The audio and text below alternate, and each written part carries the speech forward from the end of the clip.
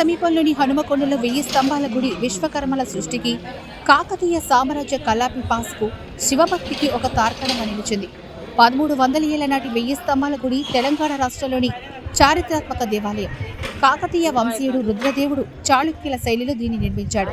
ఇది వరంగల్ నుంచి సుమారు 5 కిలోమీటర్ల దూరంలోనూ హనుమకొండ నగరం నడిబొడ్డున ఉంది. కాకతీయుల శిల్పకళా శైలితో అలరారే ఈ త్రికుటాలయంలో నక్షత్రాకార పీఠంపై రుద్రేశ్వరుడు ప్రధాన అర్చామూర్తిగా లింగ రూపంలో భక్తుల పాలిట కొంగు బంగారంగా కొలువై ఉన్నాడు. ప్రధాన ఆలయం తూర్పునకు అభిముఖంగా అద్భుతమైన వాస్తుకలతో అలరారుతూ చూపులను సంభ్రమాశ్చర్యాలకు గురిచేస్తోంది. ప్రధాన ఆలయం నక్షత్రాకార మంటపంపై రుద్రేశ్వరుడు, విష్ణు, సూర్య భగవాన్లకు వరుసగా తూర్పు, దక్షిణ, పడమరలకు అభిముఖంగా 3 ఆలయాలు ఏకపీఠంపై అద్భుతమైన శిల్పకళతో మలిచారు. ఏ రకమైన ఆధునిక పరికరాలు లేని ఆనాటి కాలంలో ఇంత అద్భుతమైన ఆలయాన్ని నిర్మించిన శిల్పుల పనితనానికి, రాజుల శివభక్తికి దండం పెట్టాల్సిందే.